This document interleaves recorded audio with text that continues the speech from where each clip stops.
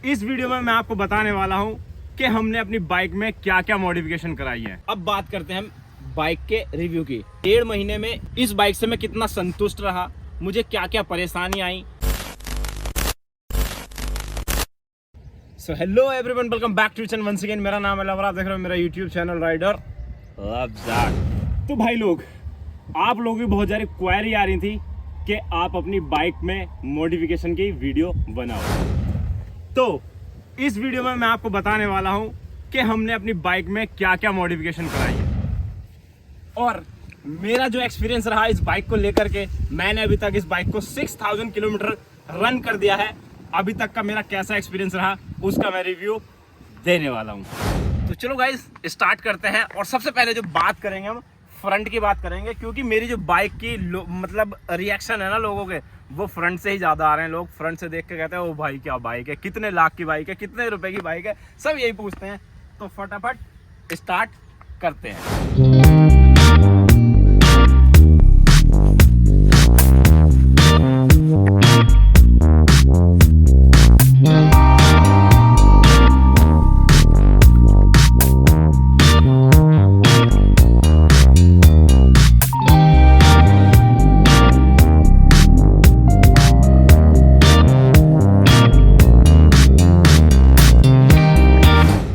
पहले स्टार्ट करते हैं अपर से। जो इसका फ्रंट मिरर है या विंड क्या बोलते हैं इसको, विंडशील्ड, शायद विंडशील्ड वाइजर बोल सकते हो, कुछ भी, मुझे इसका एग्जैक्ट नाम नहीं पता। तो ये क्या है ना, वाइट आता है पूरे का पूरा, दिखाई भी दे रहा होगा, आपको दिख भी रहा होगा यहाँ पे, ये वाइट आता है। और इस पे ना मैंने एक लैमिनेशन चढ़वाई है इस पे ब्लैक कलर की, और उसके ऊपर अपना नाम, यूट्यूब लोगो वगैरह करवाया, जिससे इसकी लुक काफ़ी अच्छी आ रही है। हालांकि मैंने इसके ऊपर एक विंडशील्ड और लगवाई थी, लेकिन उससे क्या था, मेरे गोप्रो का ना वो जो विजिबिलिटी थी रोड की वो ख़त्म हो जा रही थी, जिस वजह से मैंने इसको हटा दिया। बट उसे लगाने के बाद में कितनी प्यारी और कितनी भयंकर लुक आती थी बस मैं ही जानता हूँ भाई, क्योंकि लोगों के रिएक्शन बहुत अच्छे आते थे। उसके बाद अगर मैं बात करता हूँ इसकी, तो मैंने इसमें ना ये लाइटें लगवाई हैं, फॉग लाइट बोलते हैं इनको। और ये फॉग लाइट मेरे को ये वाली और इसके नीचे छोटी छोटी सी दिख रही होंगी आपको, दिखाओ नीचे की साइड लाओ, ये जो छोटी छोटी आपको दिख रही होंगी ये फॉग लाइट है। और ये फॉग लाइट में देखो आपको ऑन करके भी दिखा देता हूँ एक बार। ये दोनों तरह से जलती हैं, वाइट भी है इसके अंदर, और अगर आप वाइट नहीं जलाना चाहते तो येलो भी कर सकते हो, और दोनों एक साथ भी जला सकते हो दो। और ये सारे के सारे कनेक्शन ऊपर से लेके नीचे तक के मैंने एक सही करा रखे हैं। तो ये पूरा जो पेयर मेरे को सेट पड़ा था वो पड़ा था 1100 रुपये का करोल बाग से। इसमें जो आपको इंडिकेटर्स दिख रहे होंगे, ये भाई इसके अंदर जो एलईडी है ये मैंने अलग से लगवाई हैं। ये भी आई थिंक 140 रुपये के आसपास आई थी चारों एलईडी। तो ये भी इसके अंदर मैंने अलग से लगवाई, वरना ना देखो जितनी स्पीड से ये ब्लिंक हो रहा है उतनी स्पीड से ब्लिंक नहीं होते हैं जो इसके कंपनी से आते हैं। तो कंपनी के से जो आते हैं इसके अंदर बल्ब होते हैं, वो इतना अच्छा काम नहीं करते। फिर मैंने इसके अंदर एलईडी फिट करा दी थी चारों इंडिकेटर्स में, और इसके अंदर हजार्ड बोलते हैं शायद उसको, जो चारों इंडिकेटर एक साथ ब्लिंक करते हैं, वो भी मैंने लगवाया हुआ है, जो कि मेरा पुरानी बाइक का था एक्सपल्स का। और उसके बाद भाई मैंने सबसे पहले लगाया था क्रैश गार्ड, ताकि मेरी बाइक को ना लुक अच्छी आ सके। मेरा जितना भी खर्चा है वो लुक के लिए बेसिकली और सेफ्टी के लिए। तो मैंने ना इस क्रैश गार्ड को लगवाया, जो कि ये लद्दाख राइड पे पूरा पूरा हिल गया है। जब मैं कहीं जाऊँगा दोबारा से फिर इसे सेट करा दूँगा। तो ये जो मेरे को पड़ा था आई थिंक तू था मेरे साथ, नहीं, तू भी तो था नहीं, ना क्रैश गार्ड पर नहीं था। हाँ, तो ये क्रैश गार्ड जो मेरे को पड़ा था वो पड़ा था 2900 का, यानी कि 2900 रुपये का। और 2900 रुपये में फिर मैंने ये जो लाइटें आपको दिख रही है ना, इसमें छेद नहीं थे, इसमें यहाँ पे होल करा करके इन लाइटों को फिटिंग कराया था, जो कि अभी मेरा कल परसों एक्सीडेंट हो गया था, जिस वजह से ये पूरी की पूरी हिल रही है। मेरा नहीं, मतलब बाइक का हो गया था, बाइक थोड़ी सी टूट गई थी, तो पूरी की पूरी हिल रही है, जिस वजह से अभी बहुत काम बाकी है इसके अंदर। और नीचे इसमें फिक्स कराया हुआ है इसको मैंने।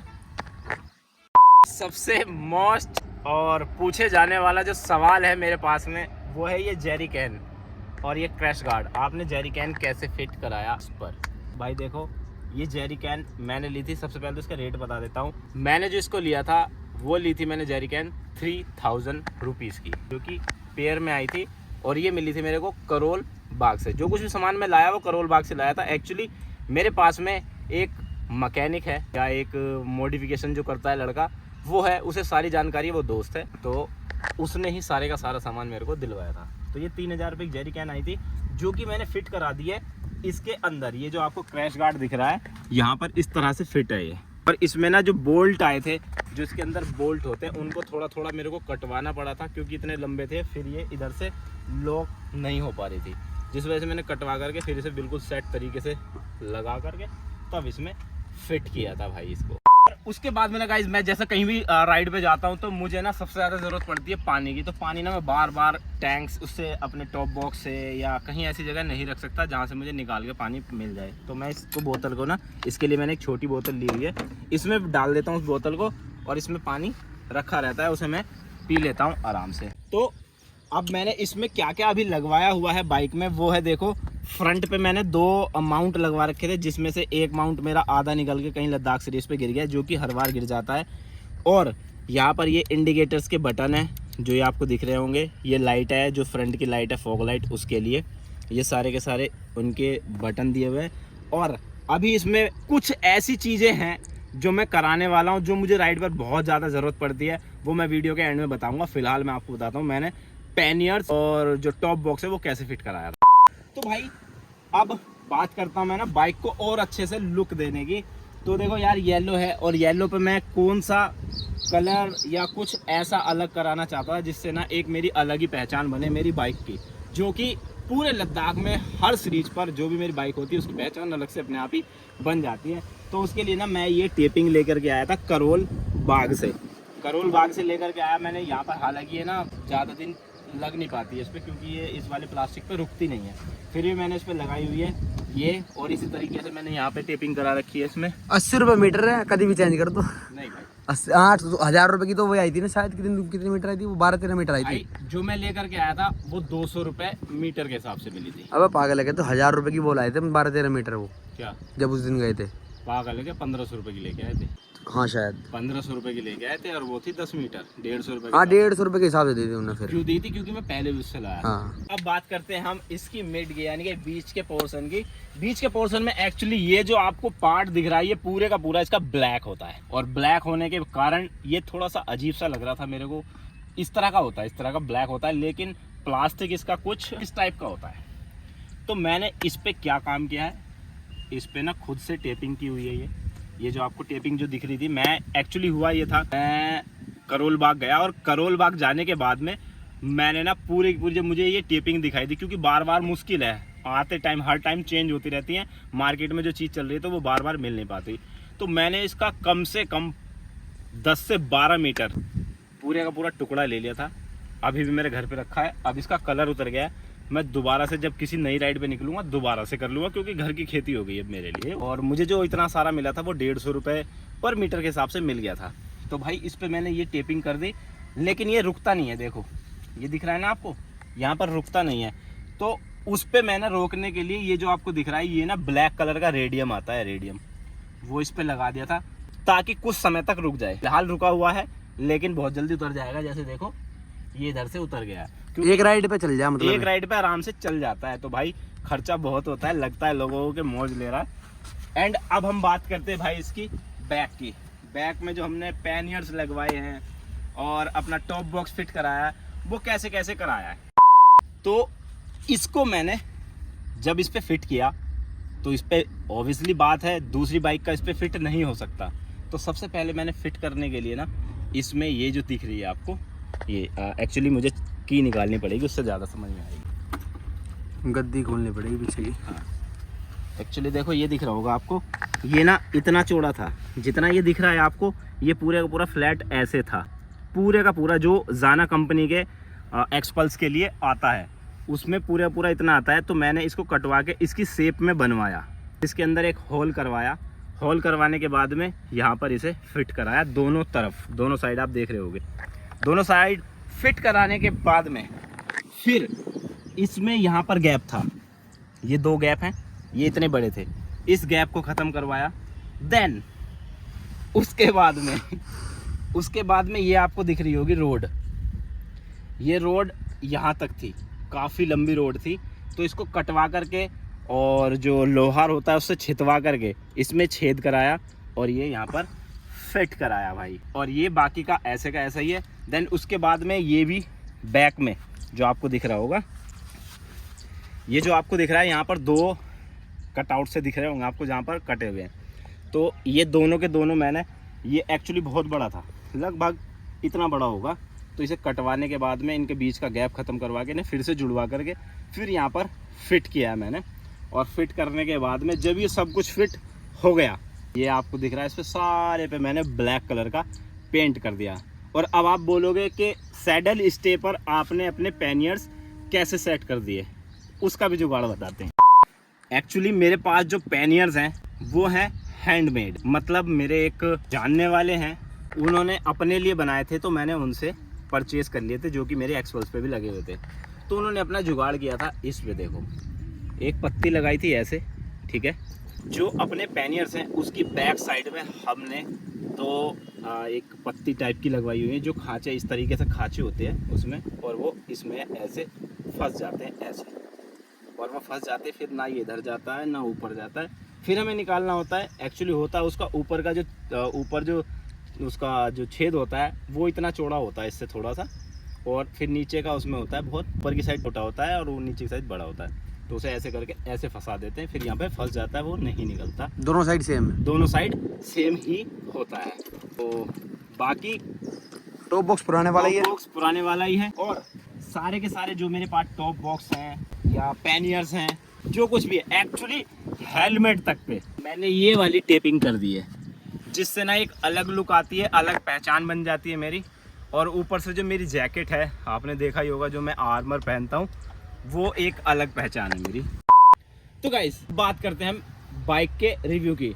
तो भाई मैं 1.5 महीने मैंने लद्दाख की राइड की।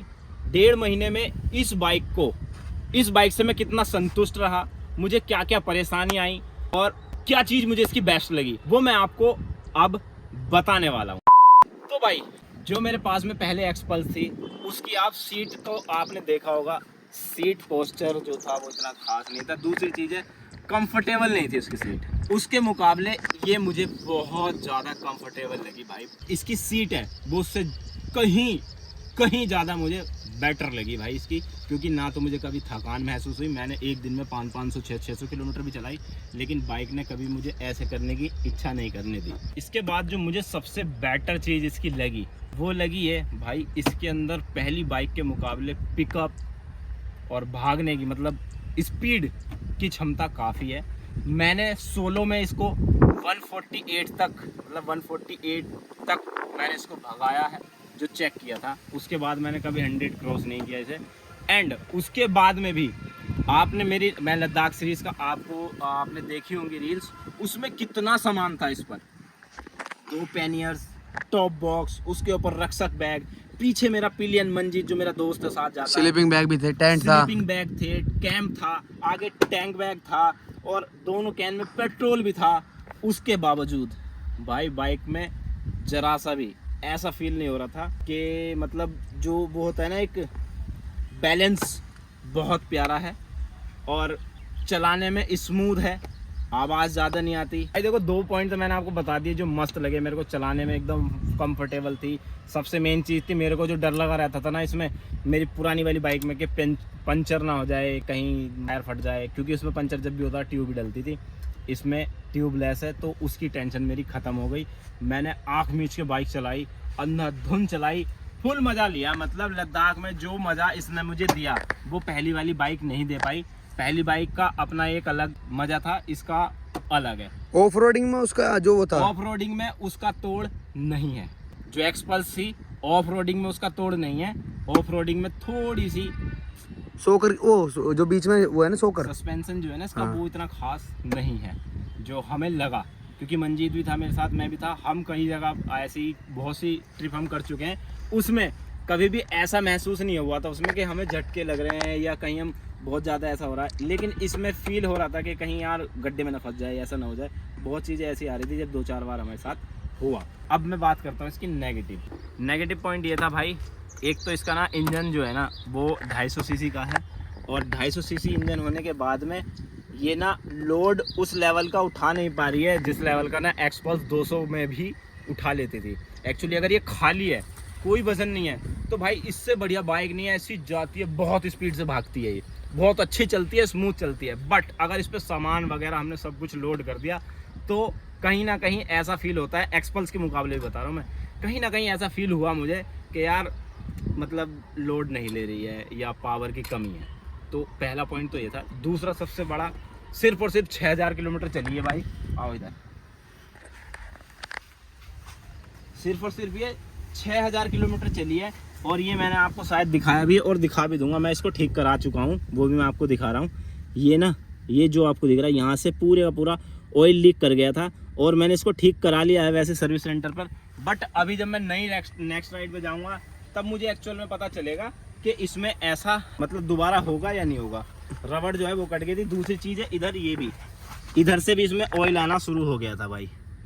तो एक ये भी मुझे, इसने भी मुझे डिसअपॉइंट किया। तो गाइज अगर इस वीडियो पर 200 यानी कि 200 लाइक्स आते हैं तो भाई मैं इस बाइक का 10,000 किलोमीटर पर भी फिर से ऑनरशिप रिव्यू करूँगा। तो अब मैं आपको बताता हूँ कि मेरी बाइक में जो मुझे कमी लग रही है फ़िलहाल, जो पुरानी बाइक में मुझे नहीं लगती थी, जो मेरी एक्सपल्स थी उसमें वो कमी मैंने पूरी की हुई थी, लेकिन इसमें बहुत ज़्यादा कमी मेरे को लगती है और बहुत ज़्यादा फील होता है जब कहीं फंस जाते हैं। क्योंकि मैं मैक्सिमम कैंपिंग करता हूँ, आप जानते हो। तो जब मैं कैंपिंग करता हूँ ना तो उस समय ना हमें चार्जिंग की, फ़ोन अपने जो चार्जिंग है, गैजेट्स जितने भी उन्हें चार्ज करने के लिए ना बहुत ज़्यादा ज़रूरत होती है। और उसके लिए ना ये वाला जो पॉइंट है वो इनफ नहीं है भाई। क्यों? क्योंकि यार ये ना चार्ज बहुत स्लो करता है, सिर्फ और सिर्फ ये गोप्रो को बहुत फास्ट चार्ज कर देता है। 5 वाट की चार्जिंग बनाओगे इसकी? बाकी ये चार्ज नहीं करता है फ़ोन को। फ़ोन इसमें 3-3 4-4 घंटे लगा के रखोगे तो भी चार्ज नहीं होता। तो जिस वजह से मैं ना इसमें अपने कार चार्जर जो मेरी पुरानी बाइक में लगे हुए थे उन कार चार्जर्स को मैं इसमें सेटअप कराऊंगा, चाहे इधर कराऊँ या कहीं भी ऐसी जगह कराऊंगा जहाँ पर उसमें पानी ना जाए और ईजिली मैं उसे चार्ज कर सकूं। तो बाकी ये वीडियो आपको कैसी लगी कमेंट करके जरूर बताइएगा और मिलते हैं नेक्स्ट वीडियो में। तब तक के लिए till then take care and bye bye. जय हिंद।